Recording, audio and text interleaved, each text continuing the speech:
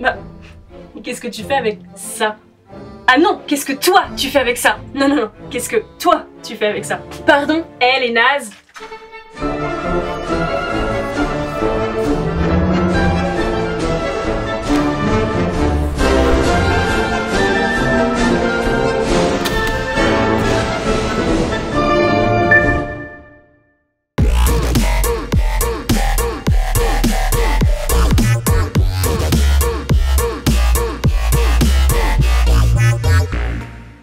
Ce débat de savoir lequel entre le CD et le vinyle est le meilleur rejoint un débat plus large qui oppose ce qui est analogique à ce qui est numérique. Je reviendrai sur ces termes un peu plus tard. CD ou vinyle, c'est même pour certains un combat de génération à base de « c'était mieux avant »,« non, c'est mieux maintenant ». Pendant mes études de son, j'adorais siroter mon thé tout en regardant ces joutes de gorilles virils et philosophes qui clamaient que je sais mieux que toi ce que c'est mieux, et si tu fais pas comme moi, eh ben c'est que t'es débile ».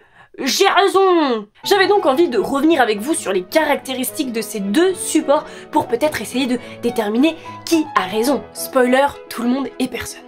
C'est forcément subjectif. Le vinyle, premièrement, est un support qui est progressivement arrivé dans les foyers pendant les années 50. Son brevet a été déposé par la société Columbia. Avant, on pouvait déjà écouter de la musique sur des disques, mais eux, ils étaient en cire. Le vinyle, lui, il est beaucoup plus léger, mais solide, il produit beaucoup moins de bruit gênant à l'écoute, et sa bande passante est plus large. Ça veut dire qu'il y a plus de fréquences disponibles sur le support, donc des sons plus graves et des sons plus aigus. Ça permet de se rapprocher de l'écoute réelle qu'on aurait de musiciens en vrai. Dernier point non négligeable, on peut mettre plus de temps de musique dessus, environ 5 fois plus. C'est quand même plus pratique que d'avoir un disque pour 2 morceaux, quoi. Et le fonctionnement du vinyle, il est analogique. L'analogie, c'est le fait de représenter les variations d'une grandeur physique par les variations d'une autre grandeur physique.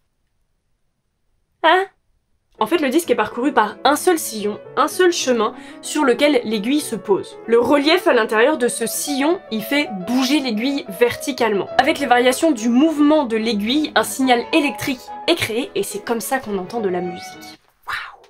Magie! On est sur un gros résumé. Le CD, compact disque créé par Philips et Sony, a lui fait son apparition en 1982. Et lui, par contre, il est numérique. On n'est pas si loin du fonctionnement du vinyle, sauf que ici, les variations de relief qui sont présentes physiquement sur la surface du CD, elles sont pas transformées en signal électrique ou autre grandeur physique, mais en chiffres 0 et 1. On crée donc des données numériques et pouf, ça fait de la musique. Là aussi, on est sur un résumé très résumé. Alors là, le CD, il a des très grands avantages par rapport au vinyle. Avec lui, il n'y a plus aucun bruit parasite créé par le support. Sa bande passante, elle est encore plus large, donc on peut entendre des sons plus graves et plus aigus. Et on peut mettre plus d'1 heure d'audio sur le CD sans avoir à le retourner. Rajoutez à ça qu'un CD, ça s'use beaucoup moins vite qu'un vinyle. Un truc aussi avec le CD auquel l'on pense pas forcément, mais qui fait vraiment le pas vers les nouvelles technologies, c'est le fait que vous pouvez naviguer dans un CD. Vous pouvez passer une chanson, mettre en aléatoire le CD, le mettre en répétition, aller à la chanson suivante ou celle juste après, tout ça rapidement à l'aide d'un simple bouton. Et il y a un dernier détail qui permet au support d'avoir une qualité d'écoute sonore encore supérieure. C'est sa dynamique qui est plus grande que celle du vinyle. Ça veut dire qu'il est capable de nous faire entendre des sons plus faibles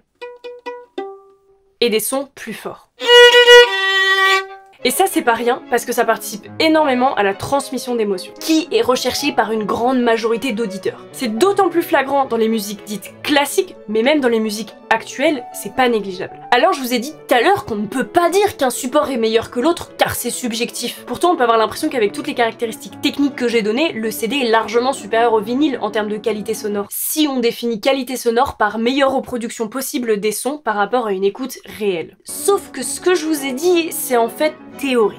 Les caractéristiques dont je vous ai parlé, ce sont en fait les capacités optimales. Mais finalement, en réalité, ce qui compte, c'est ce qu'on met sur les supports. Pendant l'âge d'or du vinyle, lorsqu'on enregistrait et mixait une musique, on le faisait en sachant qu'elle allait être posée sur un vinyle. On le faisait pour le vinyle. C'était adapté. Et aujourd'hui, on produit de la musique pour le CD.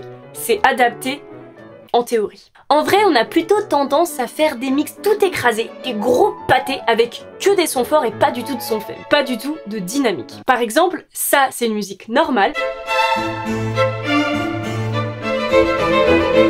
Et là c'est la même, mais avec une dynamique de pâté en croûte. Idée, c'est la loi du plus fort. On imagine que plus ça va envoyer du pâté, plus ça va vendre. Ce que j'aime encore plus que la charcuterie, ce sont les métaphores sur la charcuterie. Du coup, on a beau avoir un super support en théorie, la plupart du temps, aujourd'hui, on l'exploite pas vraiment. Mais c'est quand même quand tu commences à mettre un enregistrement des années 50 sur un CD et un enregistrement de 2017 sur un vinyle que ça commence à partir en cacahuète. A priori, lorsque tu poses un mix pour le vinyle sur un CD, ça devrait se passer plutôt bien. On devrait entendre à peu près la même chose sur les deux supports puisque le CD a des capacités plus grandes que le vinyle. More is less. Parfois même on entend des petits détails qui étaient pas audibles sur le vinyle, comme par exemple une résonance de cymbales ou une queue de réverbération. Mais je sais que là des poils viennent de se hérisser sur certains bras. Parce que par contre, sur le CD, on n'a plus le grain analogique. Déjà, on perd le bruit de l'aiguille qui lie le vinyle. Et c'est pour ça qu'on est bien dans la subjectivité, parce qu'il y en a qui considèrent ça comme une nuisance et d'autres qui trouvent un charme à ce bruit. Mais en plus de ça, on dit qu'il existe une chaleur de l'analogique que le numérique ne serait pas capable de reproduire. Ça se discute, mais pas dans cette vidéo. On décrit difficilement ça par une rondeur du son créée par les circuits électriques. Donc le CD, lui, il a pas ça. Comme vous le savez sûrement, il existe aussi des musiques actuelles qu'on vend sur vinyle. Et la plupart du temps, en termes de qualité sonore, on se fait bien douiller. Les maisons de disques pourraient décider de faire un mix pour le CD et un mix pour le vinyle. Sauf que ça coûte forcément plus cher. Donc on se retrouve avec des distorsions dues par exemple au fait qu'on pose sur le vinyle des fréquences qu'il est normalement pas capable de reproduire ou en tout cas pas bien. On a des problèmes liés aussi à la durée disponible sur le vinyle. Souvent les albums sont trop longs, donc pour les faire rentrer sur le vinyle, on les accélère un petit peu. Ça serait pas forcément grave si c'était bien fait, sauf que c'est pas le cas, donc là aussi on peut entendre des distorsions, voire des artefacts. En plus, comme on accélère un audio, vous avez peut-être déjà entendu ça, ou vu ça, ou expérimenté ça avec une bande magnétique, quand on l'accélère, il devient plus aigu. Et il existe des procédés très efficaces pour harmoniser, c'est-à-dire remettre à la tonalité de base. Mais c'est un processus de plus, donc des sous en plus. Et en même temps, tant qu'il y aura encore des pigeons qui continuent d'acheter leurs produits, il n'y a pas de raison qu'ils se mettent à faire autrement. Je vous fais quand même écouter un morceau en version CD.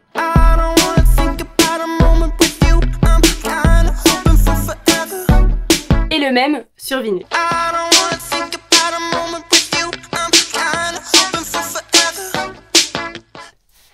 Voilà. Mais alors pourquoi les pigeons continuent d'acheter ces supports de piètre qualité sonore qu'ils écouteront de toute façon sur des systèmes d'écoute pas ouf? Bah parce que c'est cool. L'objet en lui-même compte beaucoup avec sa grande pochette. On a tendance à en prendre soin, par exemple de nos vinyles, alors que ces bestiaux, ils sont très solides. Puis je pense qu'il y a la nostalgie. Nostalgie d'un temps passé et révolu pour les moins jeunes, et la nostalgie d'un temps non connu et non vécu pour les plus jeunes. C'est une différente façon de consommer la musique, de la consommer avec l'objet, comme pour les livres et les livres-objets. Alors, vous en dites quoi? Qui est le grand gagnant du combat? Vous avez vu que c'est difficile de départager. En théorie, on aurait le CD qui serait au-dessus grâce à ses capacités, mais non seulement il lui manque le grain analogique dont certains ne peuvent pas se passer, mais en plus on a tendance à mettre de la dessus. À côté de ça, il vaut mieux quand même écouter une musique du 21e siècle sur un CD plutôt que sur un vinyle, mais on n'a pas le même esthétisme de l'objet ni la nostalgie. Mais en même temps, un vinyle ça s'use, mais il y a aussi des CD qui perdent leurs données avec le temps, ce qui est moins le cas des vinyles. Qu'est-ce que donc on peut décider? Au final, la conclusion, elle est assez simple. Tu fais bien comme tu veux. À toi de voir les critères qui te plaisent plus chez l'un que chez l'autre. Libre à toi d'avoir l'un ou l'autre ou les deux. Mais par contre, ça serait cool d'arrêter de saouler les gens en leur disant « Quoi, t'écoutes sur un vinyle? Pff, c'est vraiment un truc de bobo, hein. Ça se voit que toi tu t'y connais pas en son. » Je ne t'ai pas demandé ton avis, Jean-Michel. Et dis donc, Jamy, et la cassette dans tout ça? Les raisons pour lesquelles la cassette a aujourd'hui quasiment disparu, elles sont pas ultra claires. Quand elles sont arrivées sur le marché après le vinyle, elles sont devenues le support d'écoute principal. Non seulement elles avaient une bonne qualité sonore, mais en plus, elles avaient l'avantage d'être portables grâce au baladeur, au Walkman. Et on pouvait enregistrer ce qu'on voulait dessus. On pouvait faire des mixtapes, ça a été énormément utilisé dans le rap, etc., etc. Mais quand le CD il est arrivé, les deux supports au début, ils ont cohabité, mais on le voit bien aujourd'hui, la cassette elle est pas restée. Pourquoi? Eh bah c'est dur à dire. Mon hypothèse, c'est qu'elle aurait pu tout à fait continuer d'être commercialisée si elle avait été un petit peu plus solide. Je peux pas vraiment aller plus loin sur cette réflexion parce qu'avec toutes les recherches que j'ai faites sur la disparition de la cassette, bah les raisons, elles sont vraiment assez floues. Et il y a beaucoup trop de gens qui disent n'importe quoi, ils inventent des trucs sur les capacités de l'objet, ils mélangent des choses qu'ils ne connaissent pas, ils te mixent des trucs qui n'ont rien à voir entre eux pour faire des arguments tout pétés dans des articles odieux et condescendants au possible. Par contre, il y a encore quelques personnes aujourd'hui qui les utilisent ces cassettes. Il y en a encore un petit peu qui sont vendus vierges dans des magasins spécialisés, et ça arrive parfois qu'il y ait des artistes qui sortent en édition limitée leur musique sur cassette. Mais souvent c'est plus pour le style et le côté justement original. Dans tous les cas, ça reste très marginal. C'est désormais le moment où je vous invite à me dire en commentaire si déjà vous utilisez des supports audio matériels, et si oui, lesquels vous préférez. Et sur ce, je vous laisse là-dessus, et je vous retrouve bientôt dans une prochaine vidéo. Bye!